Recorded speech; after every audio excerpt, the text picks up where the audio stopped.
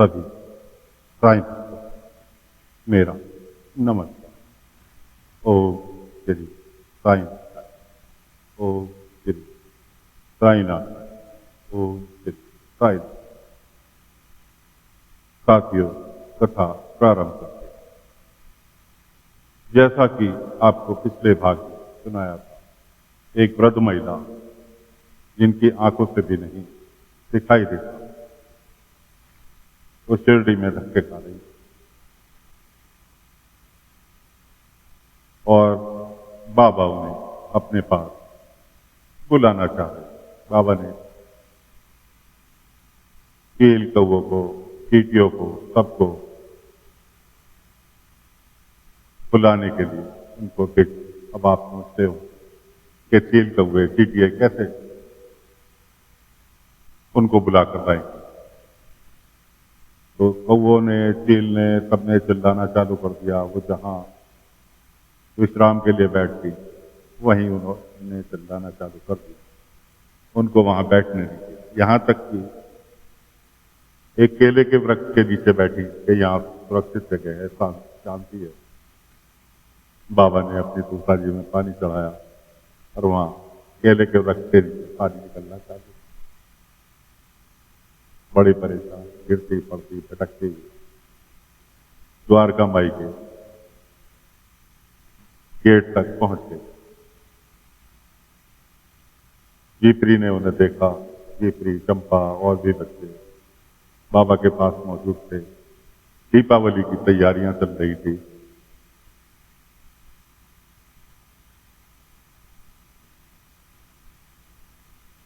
मालतापति जी की पत्नी बायजामा और भी बहुत सारी महिलाएं सब द्वारका माई में दीपावली मनाने की तैयारियां कर रही।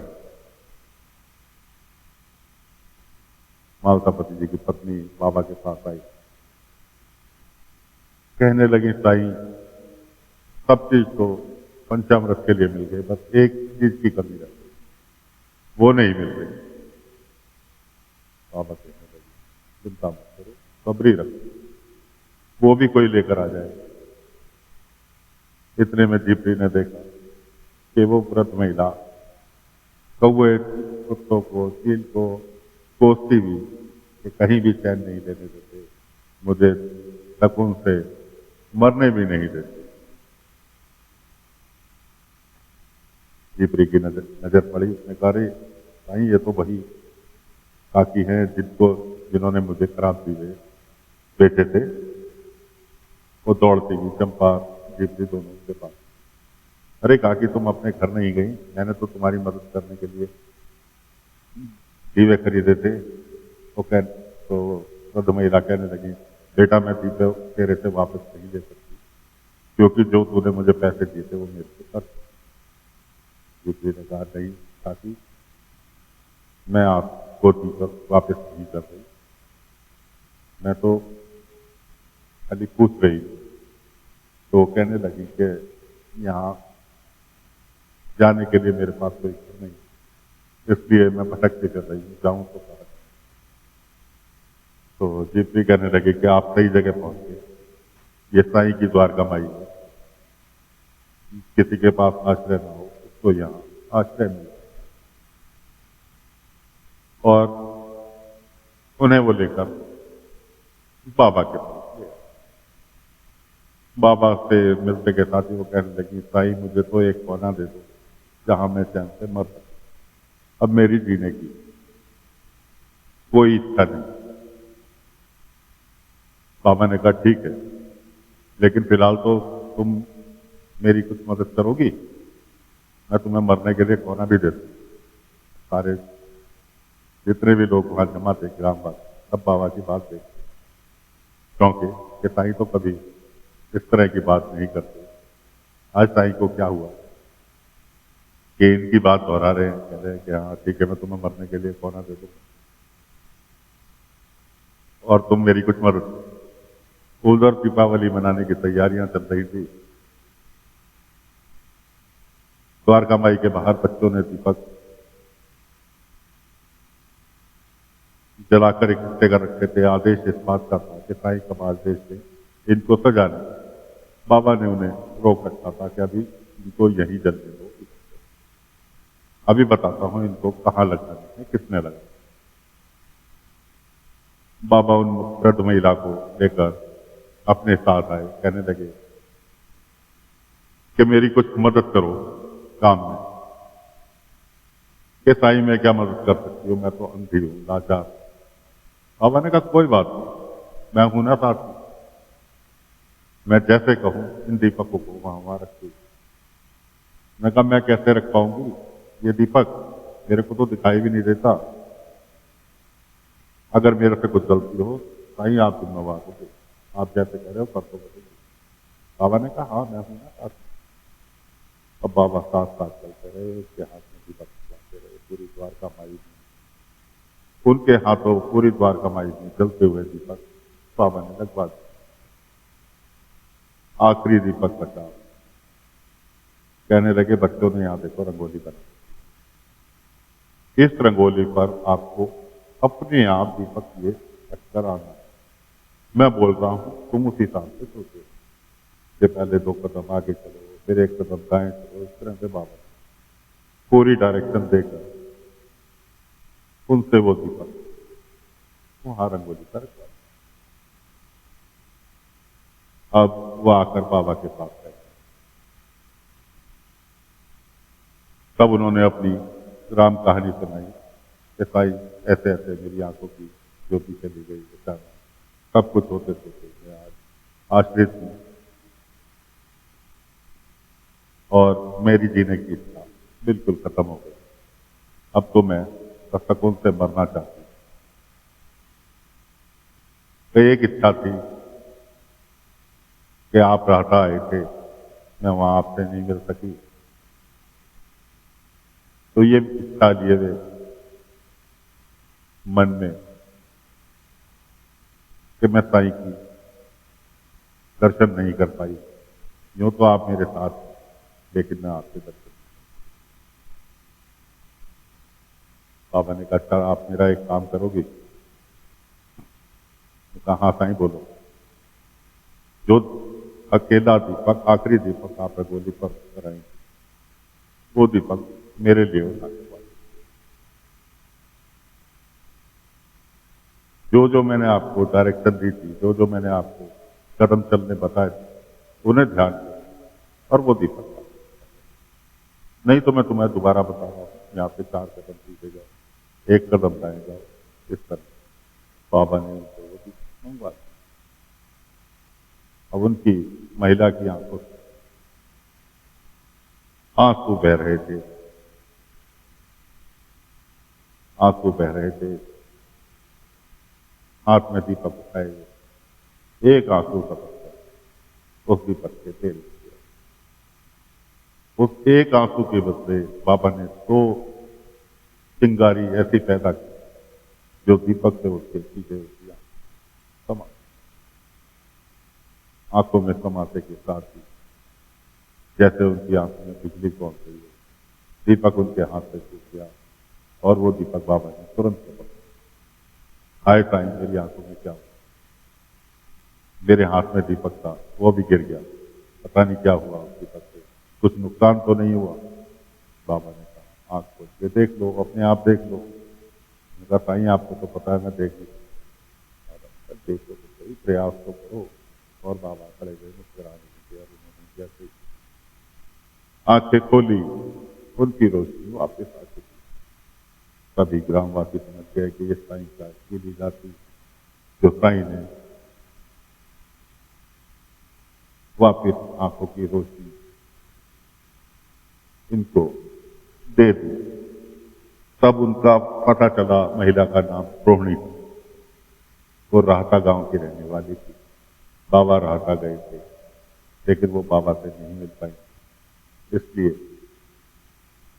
अंधी होने के बावजूद भी मन में एक इच्छा लिए कि बाबा से मुलाकात हो जाए, इतना ही काफी है। इसलिए वो शिरडी गांव में प्रवेश किया। उनकी आंखों की रोशनी आ गई, बहुत खुश हुई। उसके बाद बाबा से कहने लगे कि साईं अब तो आपके दर्शन भी हो गए।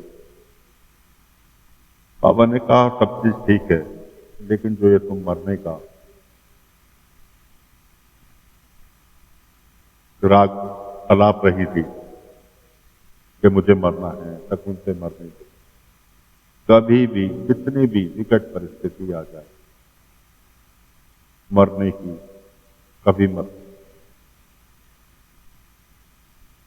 सुख में मुझे याद करो ना करो, सुख में मुझे एक बार अवश्य याद करो। जिस पल आप याद करोगे उस पल आपकी सहायता के लिए मैं वहां मौजूद हूं। तो सभी ने मिलकर दीपावली हर्षोल्लास के साथ मनाई और अगले दिन गोवर्धन पूजा थी, उससे अगले दिन भाई दूज की तैयारी सभी लोग लग गए। आपको याद होगा उधर के एक पहलवान लड़का अब्दुल्ला का शिरडी में आया था, जिसको बाबा ने ही बुलाया, वो जीपी का भाई बना। उधर माधव का साला, उसके पिता छोड़ गए थे, आपको पिछले भाग में बताया था। उसने कंडील वगैरह बच्चों को बनाने सिखाए। सहदेव नाम का। बाजार में बाबा भी घूम गए हैं, अब्दुल भी घूम रहा है, सहदेव भी। सहदेव के अंदर एक बहुत बुरी बीमारी थी जो शायद किसी को नहीं पता थी। उसके पिता के अंदर उसको चोरी करने गया, जबकि वो चोरी निरुद्देश्य होती थी, लेकिन उसको आदत थी। कोई भी सामान देखता उठाता अपने बैग में डालता। तो वहां अपनी बहन को देने के लिए साड़ी खरीदने की कोशिश वजह, वहां दुकानदार की नजर बचाकर दुकान से साड़ी चुराई और अपने बैग में। वहां बाबा भी पहुंच गए, लेकिन बाबा को अब्दुल ने बुला दिया कि साईं मेरी मदद करो, मैं डिप्टी को कुछ भाई दूज से तोहफा देना चाहता हूं। एक ड्रेस बाबा ने दिखाई, उसके हाथ में समाधि देख डिप्टी के ऊपर यह कहने लगा साईं ये तो शादी की है, कुछ अच्छी थी। बाबा ने कहा मैंने जो तुझे दिखाना था दिखा दिया, अब तू जान, तेरा काम है, तूने मेरे सब मैंने तुझे बता दिया, अब तू जा। इतना कहते बाबा से निकल। अब वो लाख कर पटकने के बाद भी अब्दुल जो बाबा ने ड्रेस पसंद की थी वही खरीदकर द्वारका माई दिया कि साईं देखो मैं ये ड्रेस अच्छी लगेगी। जी बाबा ने कहा ये तो बिल्कुल शादी है। कहा साईं आप ही ने तो पसंद करके बताई थी। बाबा ने कहा हाँ बताई थी, लेकिन ये शादी है, इसके ऊपर कुछ जरी का गोटे का काम हुआ हो तो ये बहुत अच्छी है।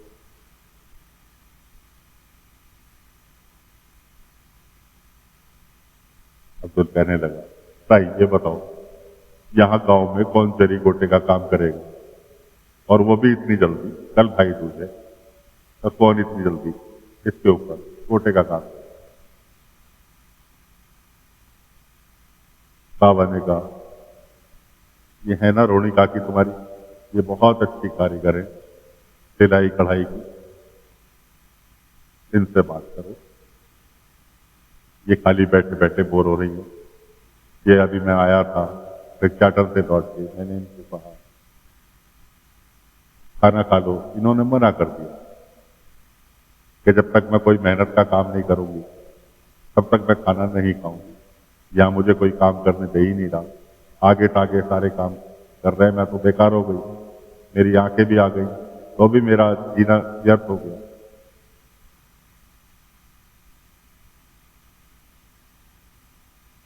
तो बाबा ने कहा कि इनसे ये तरीका का जानती है, ये करके दे। अब्दुल कहने लगा, साईं जब ये आपने ये सादी ड्रेस पसंद करके मुझे दी, आपको पता था? खैर बात आई गई हो गई, ड्रेस पसंद रोणी काकी को दे दी गई चढ़ाई के लिए। अब दीपावली का पूजन था, एक दिन पहले रोणी जी की आंखों की रोशनी बाबा ने दे दी थी। रोणी जी के पास गंगा जल की शीशी थी, उन्होंने इसलिए रख रखी थी गंगा जल की कि मरते वक्त गंगा जल मुंह में कोई डाले नहीं डाले, मैं खुद ही डाल। अब वो गंगा जल की शीशी निकाल के बाबा को देने लगी कि साईं अब तो ये मेरे लिए बेकार, मैंने इसलिए रखी थी कि मरते वक्त कोई मेरे मुंह में गंगा जल डाले नहीं डाले तो खुद ही डाल दे, इसलिए रखी थी। लेकिन अब आपने मुझे जीने की राह दिखा दी, इसलिए अब ये गंगा जल व्यर्थ। बाबा ने मावसापति जी की पत्नी से कहा कि लो, जिस चीज की कमी थी वो अपने पंचामृत में मिलाओ और पंचामृत तैयार। तो इस तरह से दोस्तों हर चीज बाबा को पहले से ज्ञात रहती है। हर चीज कौन कब उनके दर्शनों के लिए अपने घर से निकला, किस वक्त पहुंचेगा, उन्हें आज भी पता रहता है। वो पल पल की हमारी खबर रखते हैं। जो बाबा से सच्चा प्यार करते हैं, बाबा को अपने दिल में बसा कर रखते हैं। बाबा भले ही शिरडी में बैठे, लेकिन आपके साथ हर वक्त सुख दुख में साक्षात मौजूद है। अगर आप ऐसा महसूस करेंगे तो जीवन में कभी भी दुख का मूल नहीं देख पाएंगे। दुख आता जरूर है, लेकिन कुछ क्षण के लिए आता है, और उस क्षण में भी अगर आप बाबा को याद करेंगे तो 100% दुख जो है 2% में बदल जाता है। बाकी का 98% दुख जो है वो आपका बाबा अपने साथ अपने पास ले लेते। तो अगले दिन भाई दूज की रस्म निभाई गई। अब्दुल ने ड्रेस दी। वो ड्रेस जब दीप्ति पहन के द्वारका माई आई तो और भी महिलाएं द्वारका माई बाबा के पास आती जाती रहती थी ग्राम। उन्होंने देखी, बड़ी सराहना हुई। अब तो रोणी काकी के पास कढ़ाई बुनाई का द्वारका माई में बैठे बैठे इतना काम हो गया कि हर गांव की महिलाओं से कोई अपनी साड़ी कढ़वाना चाहती, कोई अपना सूट कढ़वाना, कढ़ाई बुनाई बहुत अच्छी बात। तो साथियों, फिलहाल कथा को यही विराम देते हैं। आगे की कथा लेकर अगले अंक में फिर हाजिर होंगे। रोणी काकी ने आगे क्या किया, माधव जी के साले सहदेव ने क्या क्या गुल खिलाए शिरडी में रहकर, क्योंकि उसकी जो चोरी करने की आदत थी वो बहुत भयंकर थी। तो साथियों, अगले अंक में फिर कथा लेकर हाजिर होंगे। आज्ञा दीजिए। ओम साईं राम। ओम साईं राम।